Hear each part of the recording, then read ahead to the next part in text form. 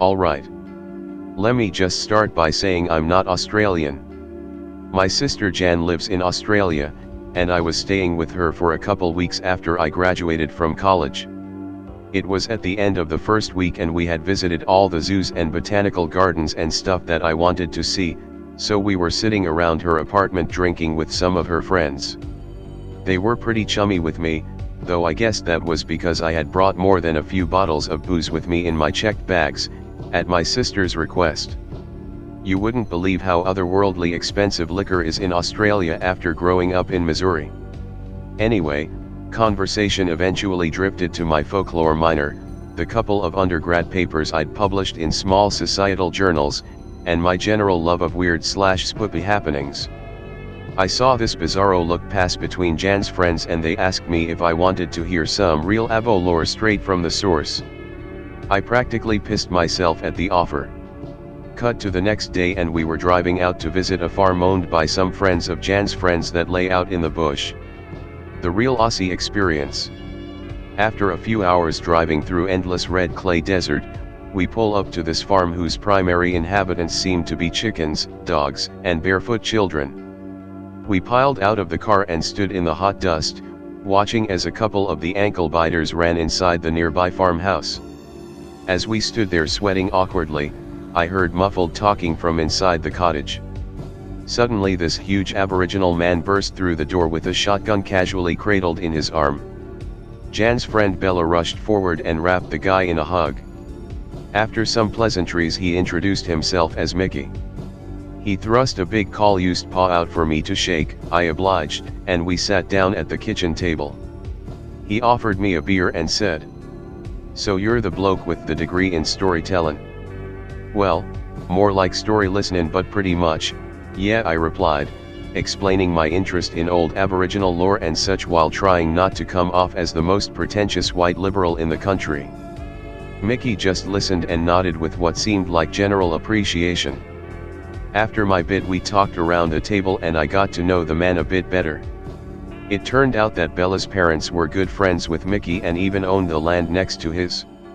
Mickey had half-raised her. Eventually, Mickey cut to the chase and told me why Bella had brought me. He and some other Aboriginal folk were getting ready for some yearly party that involved a lot of drinking, storytelling, traditional cooking, and spirit rituals. It was strictly friends and family, but as he put it, Bella's family, and any friend of hers is welcome.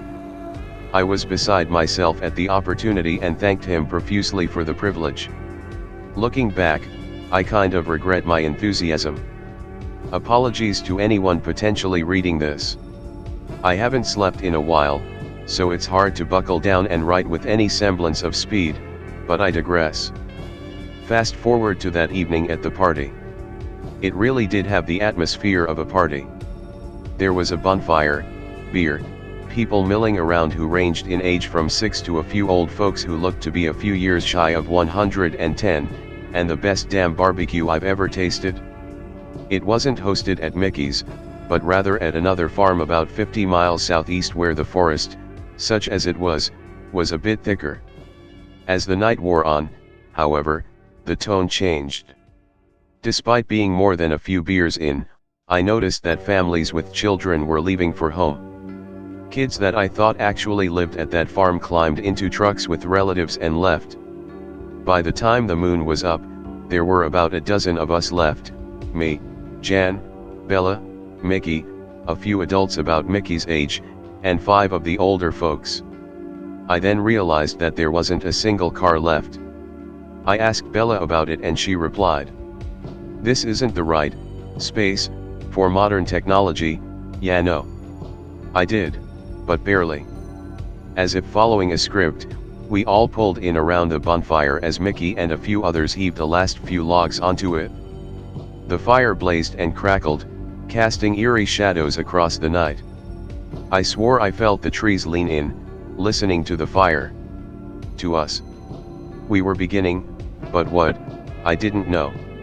I wish I had brought my goddamn tape recorder, or a pad and paper, anything to truly and properly record what happened next. Once we had seated ourselves on the log benches that circled the fire pit, The elders began to talk. It began as a retelling of the old Aboriginal stories, the dream time, only with significant departures. For those not in the know, the dream time myths end with the natural spirits of the world falling into a deep, dreamless sleep, awaiting the end of the world. In this version, however, the myths didn't end there. In this version, when the spirits slept, it wasn't silent or peaceful. They dreamed on. In this second, lucid dream, it was the dream of Yowie, the trickster god, that dominated and manifested itself in the physical world of man. As the stories went on, the feeling of being listened to, of being watched, grew stronger. The tree loomed like the walls of a dome, curving away behind me. I heard a soft rustling in the brush to my right, and as I turned to look I caught an elbow in the chest from my left. It was Mickey. He stared at me, his eyes burning a hole in my forehead. "Just keep your eyes forward, mate. You're not the only ones come to listen to the stories." I wanted to ask what he meant, but the look he gave me silenced any questions I had. It was then that one of the women came around handing small bowls to everyone seated around the fire. I looked in mine to find a small mound of dark, shredded, something. I looked at Mickey to see him cramming a knuckleful into his cheek. He said, "You've had chew, right?" I had. "Just chew it, spit in the bucket when it comes round, and don't swallow." He saw my look and laughed, "Ha. It's not drugs, mate, though it'll make you fucking sick if you swallow. We just need to collect the juice for this next part." I looked back down at the bowl and packed a lip of the stuff. If you've had long cut dip, it was a lot like that. Only moister, more stringy, without the usual burn. The taste was almost floral, with an earthy musk that wasn't unpleasant, but hard to describe. When the bucket came around, I spit, pouring a stream of evil-looking brown liquid into it. I passed it to Mickey, who did the same. Looking across the fire, I saw Jan and Bella with full cheeks and a dribble of dark juice running down their chins. The rustling in the trees continued not 10 feet behind me. There was a sound, almost like something scraping at the dirt. I did what Mickey told me and kept my eyes forward. Even at night, the heat was oppressive. Not just from the fire, the air was thick with it. The breeze was non-existent. After spitting into the bucket a dozen more times, the floral taste faded, leaving behind the musk. The heat and the taste were getting unbearable. It felt like something was beginning to rot in my mouth, drying out my throat like a corpse left in the sun. I desperately wanted something to drink, and it was all I could do to keep from swallowing. I looked over at Mickey to see him screw his face into a knot and scoop the stuff from his lip onto the ground. I followed suit. One of the elders held the bucket of greenish-black spit, the woman who handed out the bowls was at her elbow, and together they threw its contents onto the fire. It arced and spread like a glittering black web before crashing into the flames like a fist. The fire sputtered and hissed, and I swear I heard the stuff scream. Suddenly the rustling and scratching in the woods around us exploded into a frenzy of sound. Something huge and unseen was tearing back and forth through the trees. Wind tore through the branches, yet the night remained as still and oppressive as always. The younger woman was sitting back at her log, staring at the bonfire, or at the ground, straining not to look beyond the firelight. The old woman remained standing, staring off into the night, and reciting the rest of the strange dream time story. Her voice had a rhythmic quality, more song than speech, and the sounds in the trees seemed to rise and fall with it. I felt something at the nape of my neck, like a hot breeze, or hot breath. Something was right behind me.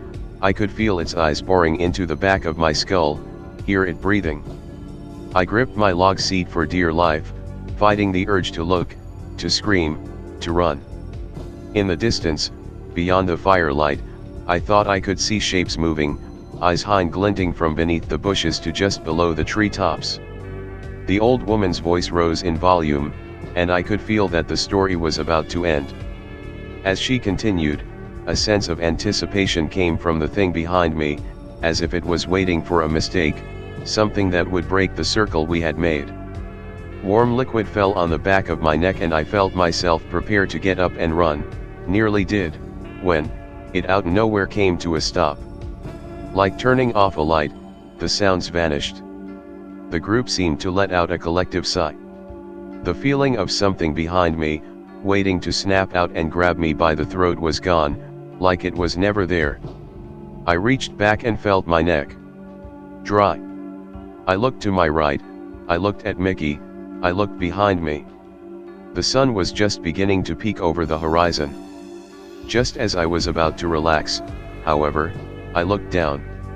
All around the fire circle, clearly visible in the dawn light, were tracks. Some looked like animal tracks, others almost human, others still were rows upon rows of little dots that wove random patterns in the dust.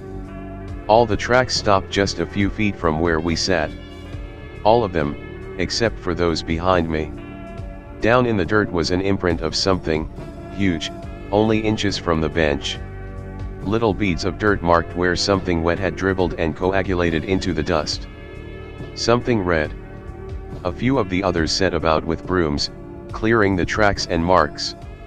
I saw Mickey talking with the elders and caught a couple sidelong glances from them when they thought I wasn't looking. Needless to say, I was relieved when I saw the dust plumes from the cars returning. I stayed in Australia for a few days after that, and returned home at the end of the week. I never discussed those events with anyone, not Jan, not even my old folklore professor who would have died to take part in what I had. No matter what I would have told him about the lasting effects. Every now and again when I'm drifting off to sleep, I can still hear that old crone chanting the stories of Dreamtime. Sometimes, the chanting grows faint, and hear something else. It sounds like breathing. It sounds familiar. Anyway, that's my story. Believe it or don't. I don't really care. A little storytelling license aside, I know it happened. At the end of the day, that's all that really counts.